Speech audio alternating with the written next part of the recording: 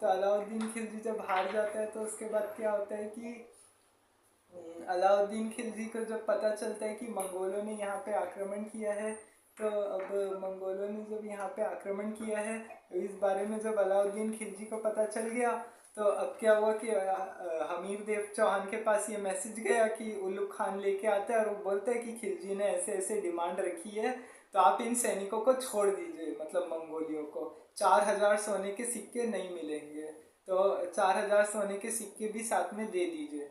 तो हमीर देव चौहान इस बात को मना कर देते, बोलते कि नहीं, कोई 4,000 सोने के सिक्के नहीं मिलेंगे, कुछ नहीं मिलेगा। हमने ये हमारे मालिक है, हमारे हमारे क्या बोलते हैं, हमारे मेहमान हैं, हम इनको कैसे छोड़ देंगे, हमारी तो मदद करना बनता है इनसे। तो फिर वो बोलते कि नहीं, वॉर हो जाएगा। तो अलाउद्दीन तो हमीर देव तैयार हो जाते हैं, बोलते कि ठीक है, लड़ाई हो जाए, देखते हैं किसमें कितना है दम। तो फिर क्या होता है कि अलाउद्दीन खिलजी को ये बात जाके वो उल्लुक खां बता देता है कि ऐसे ऐसे वो मान नहीं रहे हैं, तो अपन को युद्ध तो छेड़ना ही पड़ेगा। अब अलाउद्दीन खिलजी क्या करता है कि अब वापस से, जैसे चित्तौड़ के लिए वो कैसे बहुत बड़ी सेना लेके आया था, कल मैंने बताया था, तो सेम वही काम करता है। वो फोर्ट के बाहर अपनी पूरी आर्मी को लेके आता है, और क्या करता है कि आर्मी को लेके आता है और बोलता है कि ठीक है, यहाँ पे पूरा डेरा डाल के बैठ जाता है, वहाँ पे एक साथ पूरा डेरा डाल के बैठ जाता है। बोलता है कि अभी वहाँ पे पूरी सप्लाई बंद करवा देता है, सब खाने पीने की दिक्कत होने लगती है, वो जैसे कल पद्मावती वाले में बताया था, और वो फिल्म में भी ये चीज़ दिखाई गई है कि है ना, अलाउद्दीन खिलजी कैसे सप्लाई बंद करवा देता है, वो पद्मावत मूवी में भी ये चीज़ दिखाई गई है।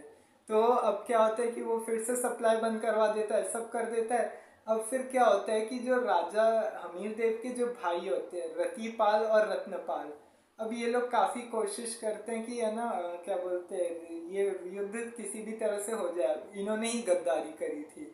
ये लोग क्या करते हैं, अलाउद्दीन खिलजी के पास जाके अलाउद्दीन खिलजी के सैनिकों से मिल जाते हैं। तो और ऐसे करके फिर है ना, उन लोग को कुछ बताते नहीं है हमीर देव चौहान को, और ऐसे करके हमीर देव फिर युद्ध हार जाते हैं। तो अब क्या होता है कि अब ठीक है, सप्लाई बंद करवा दी, अब कुछ हो नहीं रहा है। तब हमीर देव बोलते हैं कि चलो ठीक है, लड़ाई तो होनी ही है। तो वो अपने मैसेज भेजते हैं अपने रतिपाल और रत्नपाल को कि जाके अलाउद्दीन खिलजी से बात करो कि इस तरह से लड़ाई से तो होगा नहीं, मामला सुलझाया जाता है। तो अब क्या करते हैं, अब ये अलाउद्दीन खिलजी के दरबार में जाते हैं ये दोनों। अब अलाउद्दीन खिलजी क्या करता है, अब यहाँ पे सुनिए, अब कैसे आओ भगत करेगा अब ये। तो अलाउद्दीन खिलजी क्या करता है, वो रतिपाल को पहले अकेले में बुलाता है। रतिपाल को